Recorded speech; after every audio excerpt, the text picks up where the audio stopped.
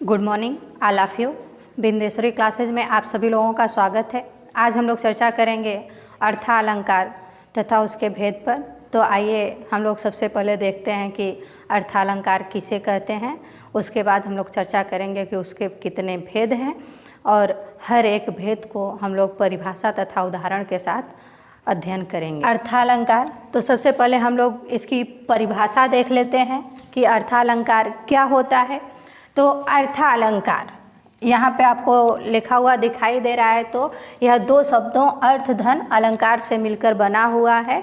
तो इस शब्द से ही इसकी परिभाषा स्पष्ट हो जा रही है कि ऐसा अलंकार जिसमें अर्थों के द्वारा चमत्कार उत्पन्न किया जाए उसे हम अर्थालंकार कहते हैं।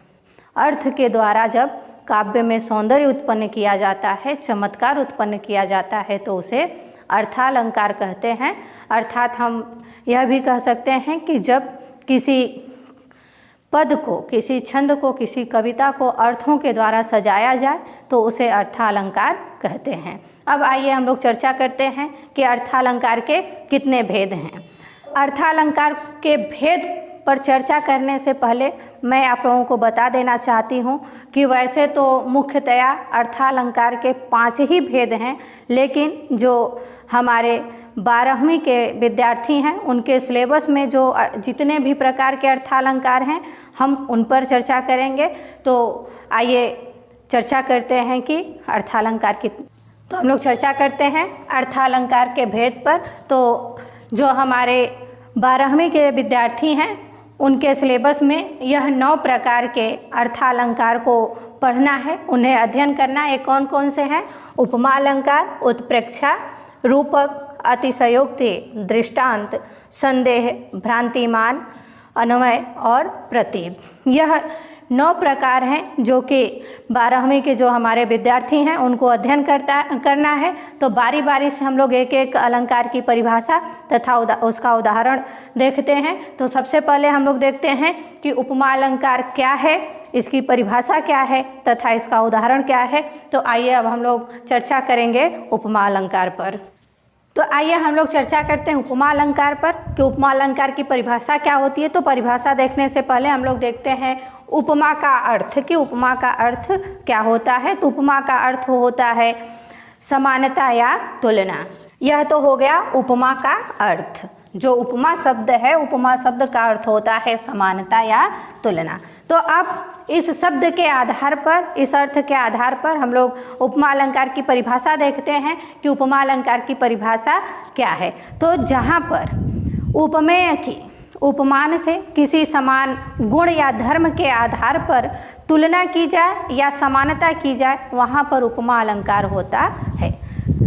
परिभाषा क्या है कि जब उपमेय की उपमान से किसी समान गुण या धर्म के आधार पर तुलना की जाती है तो वहाँ उपमा अलंकार होता है। यह है उपमा अलंकार की परिभाषा कि जहाँ उपमेय की उपमान से किसी समान गुण या धर्म के आधार पर तुलना की जाए या फिर समानता की जाए तो वहाँ पर उपमा अलंकार होता है। तो अब आइए उपमा अलंकार को हम लोग उदाहरण के माध्यम से समझते हैं कि उपमा अलंकार है क्या। तो यह है उपमा अलंकार का उदाहरण, हरिपद कोमल कमल से। तो अभी हम लोग चर्चा किए हैं उपमा अलंकार की परिभाषा में और उसमें आपको कुछ शब्द मिले हैं जैसे कि उपमेय और उपमान तथा समान गुण। तो इस समान गुण को हम लोग साधारण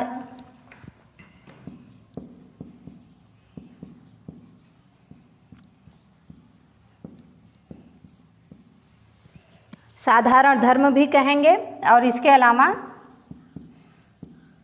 वाचक शब्द।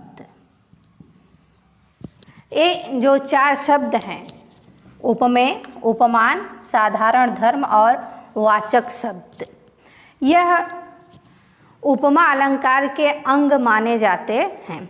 ऐसा माना जाता है कि उपमा अलंकार इन 4 अंगों से मिलकर के, इन 4 शब्दों से मिलकर के बना हुआ है।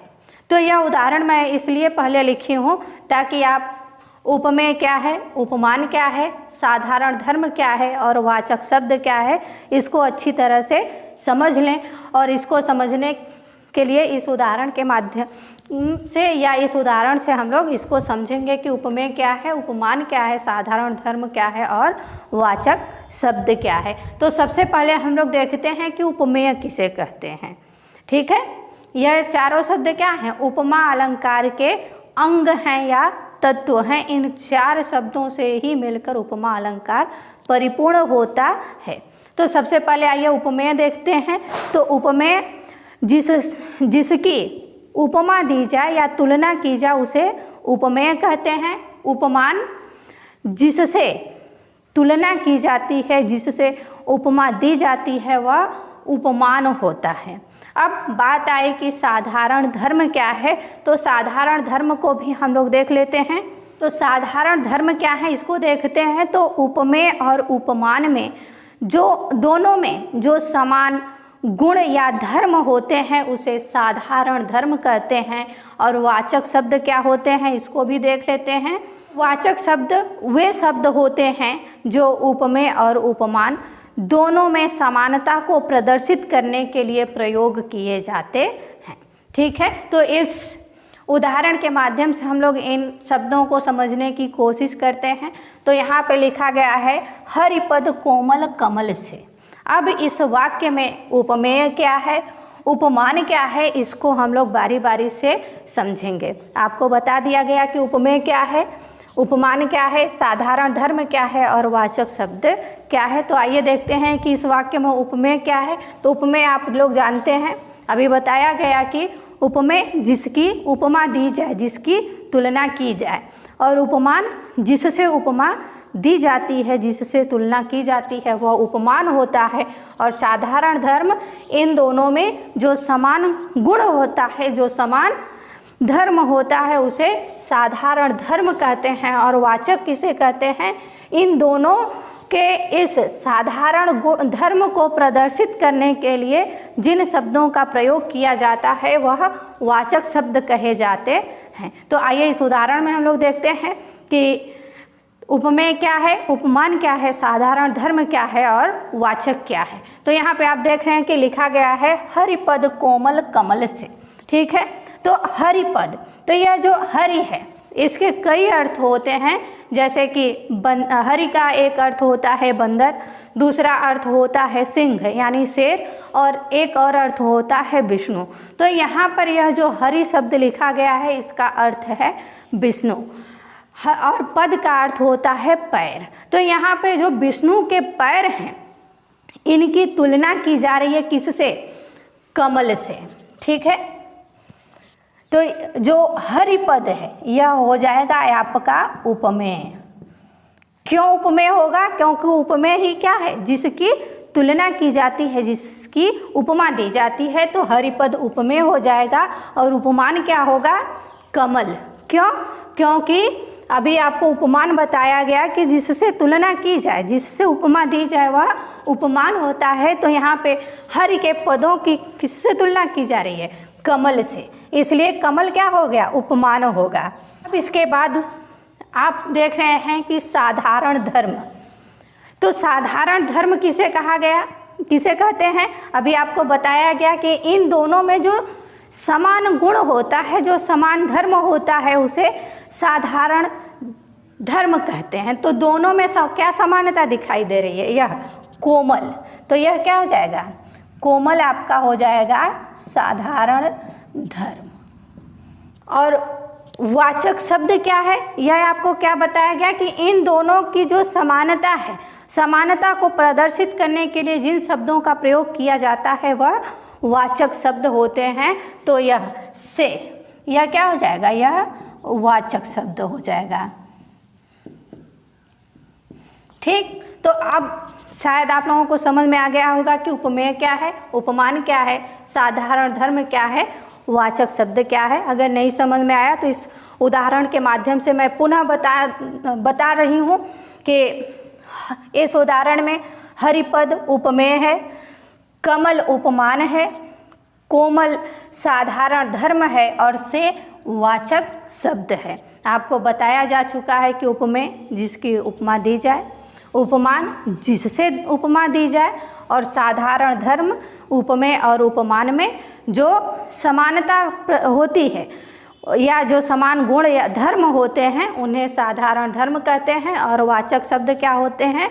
उपमेय और उपमान में जो समानता प्रदर्शित करने के लिए जिन शब्दों का प्रयोग किया जाता है वही शब्द वाचक शब्द कहे जाते हैं। ठीक है, तो यह तो हो गया है आपका उपमा के अंग। ठीक है, आपका उपमेय है, दूसरा उपमान है, तीसरा साधारण धर्म है और चौथा आपका वाचक शब्द है। यह उपमा अलंकार के अंग हैं और इन अंगों को मैं आप लोगों को इस उदाहरण के माध्यम से समझा दी हूँ कि ये क्या क्या है। ठीक है, तो आइए अब कुछ ऐसे वाचक शब्दों के विषय में हम लोग चर्चा करते हैं जिनकी सहायता से हम लोग बड़े ही आसानी से उपमा अलंकार को पहचान सकते हैं। अगर किसी वाक्य में, किसी कविता में, किसी काव्य में उपमा अलंकार का प्रयोग किया गया है तो उन वाचक शब्दों के माध्यम से हम लोग बड़ी ही आसानी से पहचान सकते हैं कि क्या इस वाक्य में, इस कविता में उपमा अलंकार का प्रयोग हुआ है कि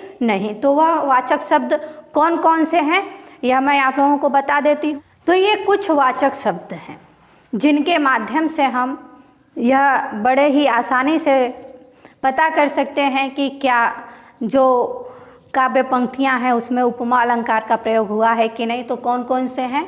सा, एव, सम, समान, सो, सरेस, ज्यों, जे में। यह वाचक शब्द हैं जो कि उपमा अलंकार में प्रयोग होते हैं। अगर कहीं पर ये शब्द मिल रहे हैं तो वहाँ पर उपमा अलंकार हो सकता है। तो आइए एक और उदाहरण हम लोग उपमा अलंकार का देखते हैं और उसके माध्यम से हम लोग उपमा अलंकार को समझने की कोशिश करते हैं। देखिए अगला उदाहरण आपका है, मुख मयंक सम मंजू मनोहर। ठीक है, तो अब इस वाक्य में हम लोग देखेंगे कि उपमेय क्या है, उपमान क्या है, साधारण धर्म क्या है तथा वाचक शब्द क्या है। ठीक है, तो उपमेय क्या है? तो जो मुख है यह उपमेय। उपमान क्या है? मयंक। साधारण धर्म यह आपका मंजू मनोहर, यह क्या हो जाएगा? यह साधारण धर्म हो जाएगा। और वाचक शब्द सम, यह आपका वाचक शब्द होगा। ठीक, मुख मयंक सम मंजू मनोहर। ठीक है, तो इस वाक्य में मुख आपका उपमेय है, मयंक उपमान है, मंजू मनोहर साधारण धर्म है और सम जो है वह वाचक शब्द है। ठीक है, तो एक और उदाहरण हम लोग देख लेते हैं उपमा अलंकार का।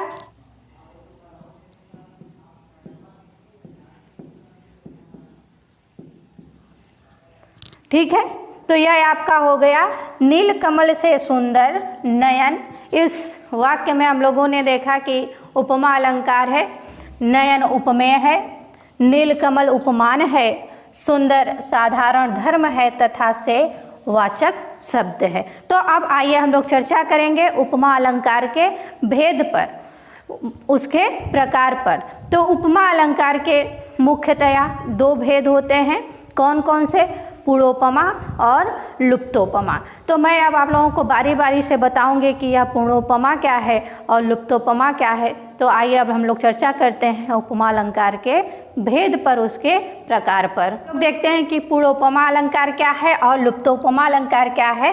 तो सबसे पहले पूर्णोपमा अलंकार पे हम लोग चर्चा करेंगे। तो देखिए यह जो पूर्णोपमा अलंकार है इसमें जो पूर्णोपमा शब्द है यह दो शब्दों के योग से बना है, पूर्ण धन उपमा। ठीक है, तो नाम से ही स्पष्ट हो गया, पूर्ण धन उपमा, इस नाम से ही स्पष्ट हो जा रहा है कि इसमें जो उपमा अलंकार है वह पूर्ण होता है, यानी कि इसके सभी अंग मौजूद होते हैं। कौन कौन से अंग हैं यह आप लोगों को बताया जा चुका है अभी इस वीडियो के शुरुआत में, लेकिन मैं पुनः बता देती हूँ कि उपमा अलंकार के 4 अंग होते हैं। उपमेय, उपमान, साधारण धर्म और वाचक शब्द। तो यह जो चारों अंग हैं, जिस अलंकार में चारों मौजूद होते हैं उसे पूर्ण उपमा अलंकार कहते हैं। ठीक है, अब यह तो हो गई पूर्ण उपमा अलंकार की परिभाषा कि जिस ऐसे अलंकार जिनमें उपमा अलंकार के चारों भेद मौजूद हों उसे हम पूर्ण उपमा अलंकार कहते हैं। ठीक है, अब लुप्त उपमा। ठीक है, नीचे आप देख रहे हैं कि ये जो दूसरा शब्द लिखा गया है यह भी दो शब्दों से मिलकर बना है, लुप्त धन उपमा। तो नाम से यह स्पष्ट है, लुप्त धन उपमा। उपमा के जो चार अंग हैं इनमें से कोई एक अंग या दो या कभी कभी तीन अंग भी लुप्त हो जाते हैं, वह दिखाई नहीं देते हैं। तो ऐसे अलंकार को हम क्या कहते हैं? लुप्तोपमा अलंकार। ठीक है, लुप्त उपमा अलंकार कहते हैं, जिसमें उपमा अलंकार के एक या दो या तीन अंग लुप्त हों, ऐसे अलंकार को हम लुप्तोपमा अलंकार कहते हैं। तो आइए उदाहरण के माध्यम से हम लोग समझते हैं कि यह पूर्णोपमा अलंकार क्या है और लुप्तोपमा अलंकार क्या है। तो सबसे पहले हम लोग पूर्णोपमा अलंकार के उदाहरण को देखते हैं कि यह क्या है। ठीक है, तो यह उदाहरण है, पीपर पात सरिस मन डोला। अब इस काव्य पंक्तियों में सबसे पहले हम लोग देखेंगे कि उपमेय, उपमान, साधारण धर्म और वाचक शब्द कौन से हैं। ठीक है, उसके बाद फिर हम लोग देखेंगे कि उसमें यह पूर्णोपमा अलंकार है कि नहीं। तो सबसे पहले हम लोग देखते हैं कि इसमें उपमेय क्या है। तो एक बार पुनः इसको देखिए, पीपर पात सरिस मन डोला। अब इस वाक्य में उपमेय क्या है, उपमान क्या है, साधारण धर्म क्या है और वाचक शब्द क्या है, आइए देखते हैं। तो यह मन, मन उपमेय है। उपमान क्या है? यह पीपर पात, यह उपमान है। यानी कि मन की तुलना या उपमा किससे दी जा रही है? पीपल के पत्ते से। ठीक है, अब इसमें साधारण धर्म क्या है? तो यह डोला जो है यह साधारण धर्म है। ठीक है, यानी कि डोलने का जो गुण है वह मन और पीपल के पत्ते में समान रूप से। ठीक है, वाचक शब्द क्या है? सरिस, यह क्या है? वाचक शब्द हैं। ठीक, तो अब आप यहाँ पे देख रहे हैं कि इस वाक्य में उपमा अलंकार के चारों अंग यानी उपमेय, उपमान, साधारण धर्म और वाचक शब्द चारों अंग मौजूद हैं, इसलिए यह क्या हो गया? यह पूर्णोपमा अलंकार का उदाहरण है। ठीक है, एक और उदाहरण हम लोग देख लेते हैं। उदाहरण, हाय फूल सी कोमल बच्ची हुई राख की ढेरी थी। ठीक है, तो अब इस वाक्य में हम लोग देखते हैं कि उपमेय क्या है, उपमान क्या है। तो बच्ची, यह उपमेय है। उपमान क्या है? फूल, यह उपमान है। यानी कि बच्ची की तुलना किससे की जा रही है? फूल से। साधारण धर्म क्या है?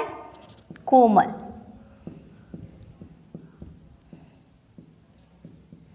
जो कोमलता का गुण है वह बच्ची और फूल दोनों में है। ठीक है, और वाचक शब्द क्या है? तो यह सी, यह आपका वाचक शब्द है। ठीक है, तो आप लोग देख रहे हैं कि इस उदाहरण में उपमा के चारों अंग यानी कि उपमेय, उपमान, साधारण धर्म और वाचक चारों अंग मौजूद हैं, इसलिए यह पूर्णोपमा अलंकार का उदाहरण है। ठीक है, तो अब आइए हम लोग चर्चा करते हैं लुप्तोपमा अलंकार के उदाहरण पर और उसके माध्यम से हम लोग उसको समझने की कोशिश करते हैं। तो आइए देखते हैं लुप्तोपमा अलंकार का उदाहरण। उपमा अलंकार आपको भी परिभाषा बता दी गई थी, लेकिन मैं पुनः एक बार बता दे रही हूँ कि इसके नाम से ही स्पष्ट है। लुप्त धन उपमा दो शब्दों से मिलकर बना है और इस नाम से ही स्पष्ट है कि ऐसे अलंकार जिनमें उपमा के एक, दो या तीन अंग मौजूद नहीं रहते हैं उन्हें हम लुप्तोपमा अलंकार कहते हैं। तो इसको हम लोग एक उदाहरण के माध्यम से समझने की कोशिश करते हैं। तो आइए एक उदाहरण देखते हैं। तो यह उदाहरण है नीलिमा चंद्रमा जैसी है।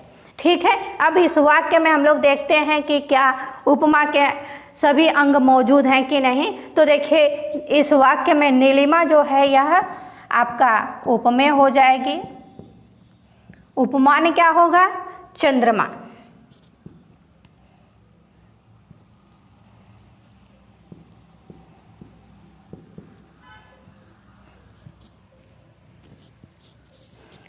साधारण धर्म और वाचक शब्द। तो अब हम लोग देखते हैं कि साधारण धर्म है कि नहीं। तो इस वाक्य में हमें साधारण धर्म यानी कि नीलिमा और चंद्रमा में क्या समानता है यह दिखाई नहीं दे रहा है समानता है, लेकिन इस वाक्य में वह दिखाई नहीं दे रहा है, वह लुप्त है। ठीक है, जैसी है यह आपका वाचक शब्द है, यानी कि नीलिमा और चंद्रमा में जो समानता है उसको हम किस शब्द के माध्यम से प्रस्तुत कर रहे हैं, जैसी के माध्यम से। ठीक है, और उसमें क्या समानता है, वह शब्द अदृश्य है, वह अपरोक्ष रूप से है, वह प्रस्तुत नहीं है, वह अप्रस्तुत है। इसलिए यह क्या है, लुप्तोपमा अलंकार का उदाहरण है। क्यों? क्योंकि इसमें आप देख रहे हैं कि उपमेय है, उपमान है, वाचक शब्द है, लेकिन साधारण धर्म नहीं है, यानी कि उपमा का एक अंग मौजूद नहीं है। इसलिए यह क्या हो गया, यह लुप्तोपमा अलंकार का उदाहरण हो गया। ठीक है, नील सरोरुह श्याम तरुण अरुण बारिज नयन। ठीक है, अब इस वाक्य में हम लोग देखते हैं कि क्या उपमा अलंकार के सभी अंग मौजूद हैं कि नहीं। तो उपमेय क्या है, तो आपका उपमेय है नयन, नयन आपका उपमेय है। उपमान क्या है, इस नयन की तुलना किससे की जा रही है, इस सरोरुह और बारिज, यह क्या हो जाएंगे, यह उपमान हो जाएंगे। कौन कौन से, सरोरुह और वारिज।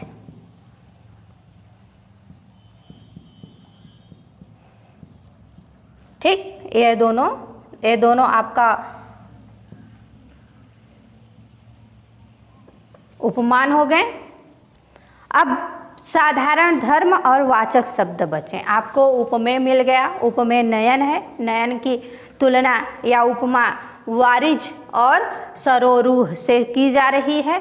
अब हमें चाहिए साधारण धर्म और वाचक शब्द। तो देखते हैं कि क्या इस उदाहरण में, इस लाइन में साधारण धर्म और वाचक शब्द दोनों हैं या उसमें से कोई एक मौजूद है और दूसरा नहीं। तो यह नील और अरुण, यह क्या है, यह साधारण धर्म है, नील और अरुण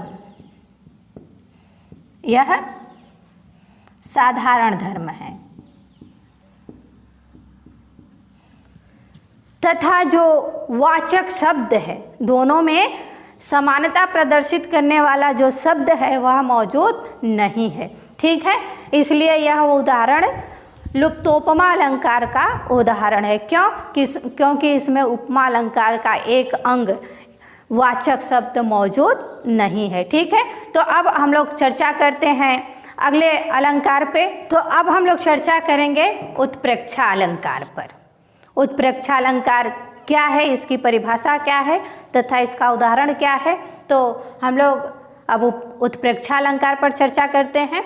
तो आइए देखते हैं कि उत्प्रेक्षा अलंकार की परिभाषा क्या है। तो देखिए उत्प्रेक्षा अलंकार की परिभाषा, तो उत्प्रेक्षा अलंकार की परिभाषा बस यही है कि जो उपमेय और उपमान होता है इनमें भिन्नता होते हुए भी उपमेय की उपमान में संभावना की जाती है, वहाँ पे उत्प्रेक्षा अलंकार होता है।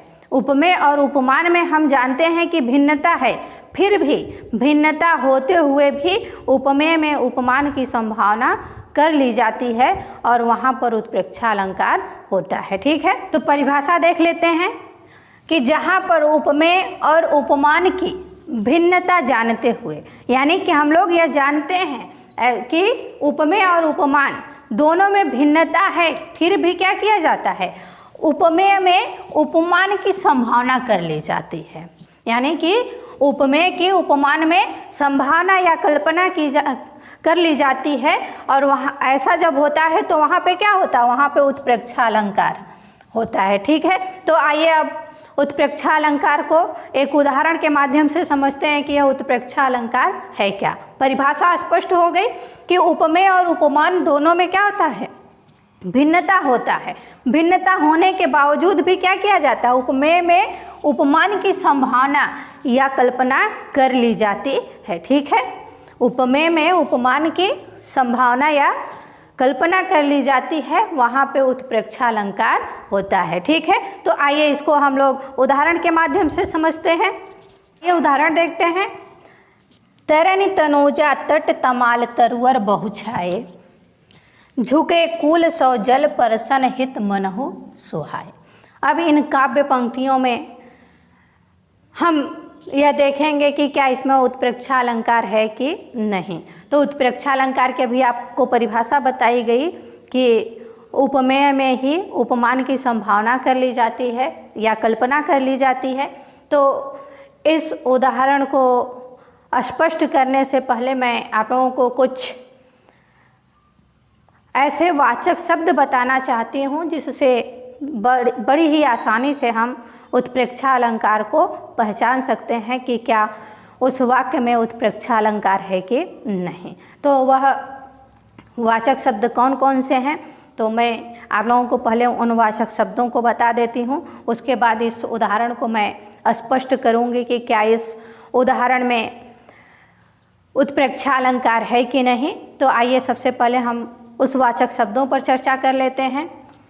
तो वे कुछ वाचक शब्द हैं, ये कुछ वाचक शब्द हैं। अगर ये किसी वाक्य में हैं तो वहाँ पे उत्प्रेक्षा अलंकार होता है। ठीक है, कौन कौन से हैं शब्द?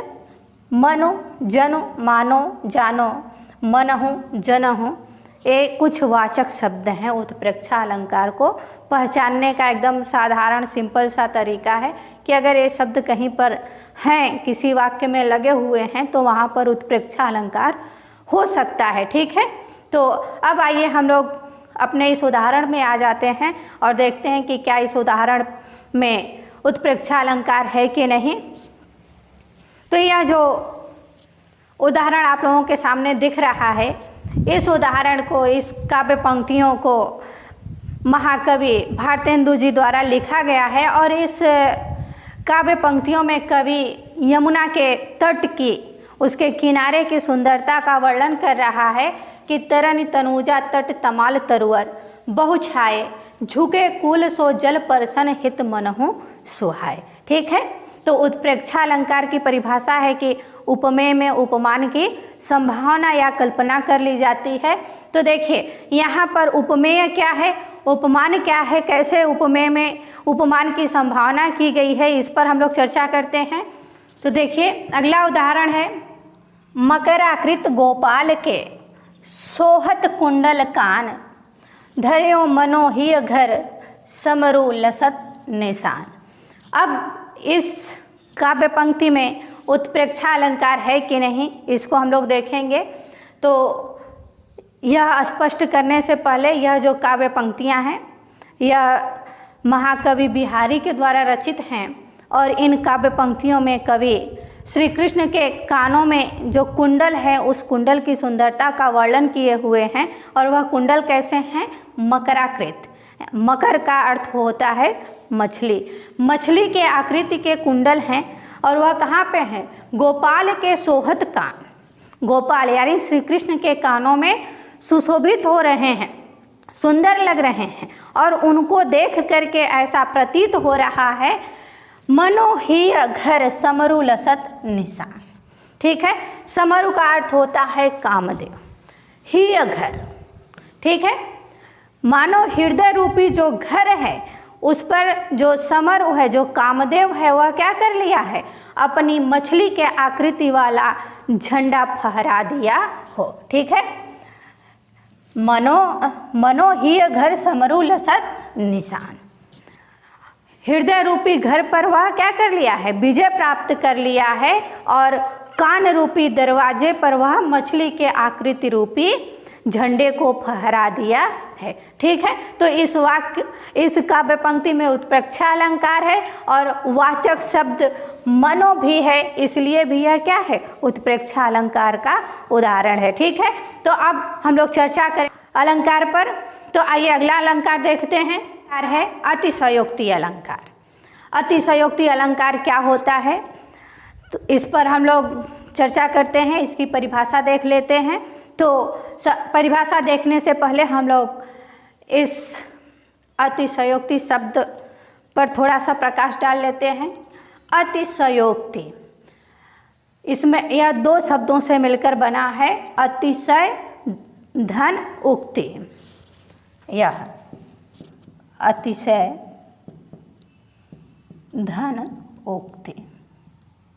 ठीक है, अतिशय का मतलब अत्यधिक, उक्ति मतलब वाक्य, वचन, कहावत। ठीक है, अतिशय धन उक्ति, यानी कि इस शब्द से ही इसकी परिभाषा स्पष्ट है कि जहाँ पर किसी वस्तु, घटना या परिस्थिति की जो वास्तविकता होती है, उस वास्तविकता से अधिक चढ़ा बढ़ा करके जब उसका वर्णन किया जाता है तो वहाँ पर अतिशयोक्ति अलंकार होता है। यही इसकी परिभाषा है कि अगर किसी वस्तु, घटना या परिस्थिति की जो वास्तविकता हो, उस वास्तविकता से अधिक चढ़ा बढ़ा करके जब हम उसका वर्णन करते हैं तो वहाँ पर अतिशयोक्ति अलंकार होता है। ठीक है, तो यह इसकी परिभाषा है अतिशयोक्ति अलंकार की। क्या, जहाँ पर किसी वस्तु, घटना या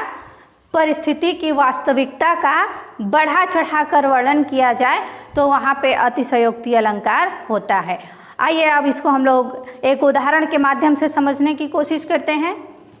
तो देखिए उदाहरण है, तारा सो तरनी धुरी धारा में लगत जिमे, ठारा पर पारा पारावार यों हलत है। ठीक है, अब इस वाक्य में, इन काव्य पंक्तियों में क्या अतिशयोक्ति अलंकार का प्रयोग हुआ है कि नहीं, इसको हम लोग देखते हैं। तो यह काव्य पंक्तियाँ महाकवि भूषण के द्वारा लिखा गया है और इन काव्य पंक्तियों में कवि शिवाजी की सेना के शौर्य का प्रदर्शन किया है, उसका वर्णन किया है। और उसी समय का वर्णन है कि जब शिवाजी की सेना कहीं किसी युद्ध के लिए प्रस्थान कर रही है तो उस समय का कवि वर्णन किया है। तो देखिए क्या कवि वर्णन कर रहा है, तारा सो तरनी धुरी धारा में लगत जिमे। तरनी का अर्थ होता है सूर्य, और धुरी मतलब धूल, धारा मतलब धारा, प्रवाह। जब शिवाजी की सेना चल रही है तो उसके चलने से, उसके पैरों से जो धूल है, धूल के जो कण हैं वह इस तरह से प्रवाहित हो रहे हैं, ऐसे उड़ रहे हैं कि उस धूल की धारा में जो सूर्य है वह कैसा प्रतीत हो रहा है, तारे के समान, एक नक्षत्र के समान टिमटिमा रहा है। यानी कि सूर्य का जो चमक है, सूर्य की जो चमक है वह उस धूल की धारा में समाप्त हो गई है, कम हो गई है। ठारा पर पारा पारावार यों हलत है।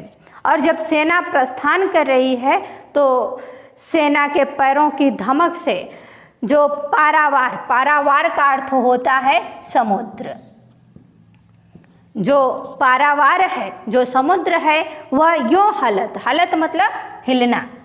ठीक है,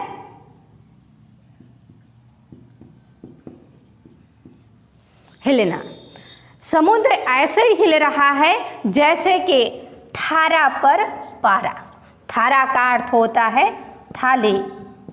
ठीक है, जैसे थाली में रखा हुआ पारा मरकरी हिलता है, उसी तरह से समुद्र हिल रहा है। तो यहाँ पर जो वास्तविकता है, जो घटना है, जो दृश्य है, उसकी वास्तविकता को क्या किया गया है, बढ़ा चढ़ा कर वर्णन किया गया है। इसलिए इस वाक्य में अतिशयोक्ति अलंकार है। ठीक है, वास्तविकता को बढ़ा चढ़ा कर वर्णन करने के कारण इस वाक्य में अतिशयोक्ति अलंकार है। तो आइए एक और उदाहरण देखते हैं। तो अगला उदाहरण देखते हैं, कर बिरह ऐसी तौ गैल न छाड़तु नीचू, दीने हूँ चश्मा चखनो चाह लहे न मीचू। ठीक है, अब यह जो काव्य पंक्तियाँ हैं, इन काव्य पंक्तियों में बिहारी जी एक विरहिणी नायिका की दशा का वर्णन कर रहे हैं कि वह नायिका विरह में किस तरह से हो गई है, उसी का वर्णन किया गया। और कवि कह रहा है करी विरह ऐसी, जो विरह है वह क्या कर दिया, ऐसी दशा कर दी है किसकी, नायिका की। तो गैल न छाड़त नीच, फिर भी जो विरह रूपी नीच है, दुष्ट है, वह क्या कर रहा है, उसका पीछा नहीं छोड़ रहा है। गैल का अर्थ होता है पीछा। ठीक है, विरह ऐसी दशा कर दिया है, फिर भी वह क्या कर रहा है, उस नायिका का पीछा नहीं छोड़ रहा है। दीने हूँ चश्मा चखनो, चखनो का मतलब होता है चश्मा, आँख। और वह क्या करे, अपनी आँखों पर चश्मा दिए हुए है और फिर भी चाहे लहे न मेचू, चश्मा दे करके भी जो मृत्यु है, मेचू का अर्थ होता है मृत्यु। ठीक है, मृत्यु अपनी आँखों पर चश्मा दे करके उस नायिका को ढूंढ रही है, फिर भी वह उसे देख नहीं पा रही है। अगर वह उसे देख लेती तो उसका मृत्यु हो जाता, लेकिन मृत्यु उसको अपनी आँखों पर चश्मा लगाकर ढूंढ रही है, फिर भी वह उस नायिका को ढूंढ नहीं पा रही है। यानी कि इन वाक्य में, इस काव्य पंक्तियों में जो वास्तविकता है, जो सच्चाई है, उस सच्चाई को बहुत अधिक चढ़ा बढ़ा करके दिखाया गया। यहाँ पर नायिका की विरह में जो दशा है उसको ऐसा दिखा दिया गया कि नायिका विरह में इतनी कमज़ोर हो गई है कि मृत्यु अपनी आँखों पर चश्मा लगा करके उसको ढूंढ रहा है, फिर भी उसे वह दिखाई नहीं दे रही है। अगर वह दिखाई दे देती तो मृत्यु उसको अपने साथ ले जाता, उसकी मृत्यु हो जाती, लेकिन वह इतनी कमज़ोर हो गई है, इतनी कमज़ोर हो गई है कि वह दिखाई ही नहीं देती है। यानी कि जो वास्तविकता है, उस वास्तविकता का इस वाक्य में बहुत बढ़ा चढ़ा कर वर्णन किया गया है। और बहुत बढ़ा चढ़ा कर वर्णन करने के कारण इस वाक्य में, इन पंक्तियों में अतिशयोक्ति अलंकार है। ठीक है, तो अब हम लोग चर्चा करते हैं अगले अलंकार पर। अगला अलंकार है दृष्टांत अलंकार। अब दृष्टांत अलंकार क्या होता है, इसकी परिभाषा तथा उदाहरण हम लोग देखते हैं। तो सबसे पहले हम लोग इसकी परिभाषा देखते हैं कि इसकी परिभाषा क्या है।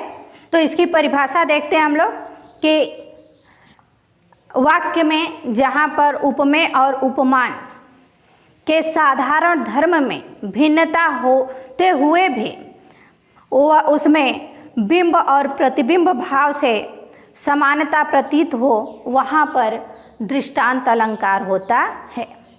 परिभाषा देख लेते हैं। दृष्टांत अलंकार की हम लोग परिभाषा देख लेते हैं कि उपमेय और उपमान के जो साधारण धर्म होते हैं उनमें भिन्नता होते हुए भी बिंब प्रतिबिंब भाव से जब कथन किया जाए तो वहाँ पर दृष्टांत अलंकार होता है। तो आइए अब हम लोग इसका उदाहरण देखते हैं। तो आइए अब हम लोग चर्चा करते हैं दृष्टांत अलंकार के उदाहरण पे। उदाहरण के माध्यम से हम लोग दृष्टांत अलंकार को समझते हैं। तो आइए देखते हैं इसका एक उदाहरण। तो उदाहरण देखते हैं। दुसह दुराज प्रजान को क्यों न बढ़े दुख द्वंद, अधिक अंधेरो जग करत मिली मावस रविचंद। प्रस्तुत पंक्तियाँ बिहारी जी द्वारा लिखी गई हैं और इस पंक्ति में कवि प्रजा के दुख का वर्णन कर रहा है और वह प्रजा का दुख कैसा है उसको बता रहे हैं। तो हम लोग चर्चा कर रहे हैं दृष्टांत अलंकार की उदाहरण पर। तो अब हम लोग देखते हैं कि क्या यह पंक्तियाँ दृष्टांत अलंकार का उदाहरण है कि नहीं। जैसा कि अभी आपको बताया गया कि दृष्टांत अलंकार में जो एक वस्तु होती है या एक उपमेय होता है उसका उपमान से बिंब प्रतिबिंब किया जाता है। तो यहाँ पे हम लोग देखते हैं कि क्या यह दृष्टांत अलंकार का उदाहरण है कि नहीं। तो देखिए, दुसह दुराज प्रजान को क्यों न बढ़े दुख द्वंद। दुसह दुराज, दुसह मतलब असहनीय, दुराज मतलब दो राजाओं का। जब प्रजान को, जो प्रजा है, जब वह दो राजाओं के अधिकार क्षेत्र में रहती है या दो शासकों के अधिकार क्षेत्र में रहती है तो जो राज्य के नियम कानून होते हैं वह प्रजा के लिए क्या हो जाते हैं, असहनीय हो जाते हैं। तो ऐसे में क्यों न बढ़े दुख द्वंद्व, तो क्यों करके, यानी कि जो प्रजा है उसका जो दुख है, जो द्वंद्व है, जो कलह है वह अधिक बढ़ जाता है। ठीक वैसे ही अधिक अंधेरो जग करत मिल मावस रव चंद, जैसे कि अमावस्या को रवि यानी कि सूर्य और चंद्रमा दोनों मिल करके अधिक अंधेरा संसार में कर देते हैं। यानी कि जो पहली पंक्ति है वह उपमेय है और दूसरी पंक्ति उपमान में इसका प्रतिबिंब किया गया है। पहली पंक्ति के लिए दूसरी पंक्ति उदाहरण का कार्य कर रही है। तो आइए एक और उदाहरण हम लोग देखते हैं दृष्टांत अलंकार का, और उसके माध्यम से हम लोग समझते हैं कि दृष्टांत अलंकार क्या है। पहला उदाहरण देखते हैं हम लोग। करत करत अभ्यास ते जड़मति होत सुजान, रसरी आवत जात ते सिल पर परत निशान। तो जो प्रथम पंक्ति है, प्रथम पंक्ति उपमेय है और दूसरी पंक्ति उपमान है। किस तरह से इसको हम लोग देख लेते हैं। करत करत अभ्यास ते जड़मति होत सुजान। जड़मति का अर्थ होता है मूर्ख या मंद बुद्धि। अगर कोई मंद बुद्धि व्यक्ति है और वह निरंतर लगातार अभ्यास कर रहा है तो वह क्या हो जाता है, सुजान। सुजान का अर्थ है विद्वान हो जाता है। ठीक वैसे ही जैसे रसरी आवत जात ते सिल पर परत निशान, जैसे कि बार बार रस्सी आती है जाती है और बार बार आने जाने से जो शिला होता है यानी पत्थर होता है उस पर निशान पड़ जाता है। तो यहाँ पे जो पहली पंक्ति है वह उपमेय है और दूसरी पंक्ति उपमान में इसका प्रतिबिंब किया गया है, इसलिए यहाँ पर दृष्टांत अलंकार है। तो यह तो था दृष्टांत अलंकार। अगर आप लोगों को कोई समस्या हो, कोई परेशानी हो जहाँ पे न समझ में आया हो तो आप लोग कमेंट्स के माध्यम से अपनी समस्या कह सकते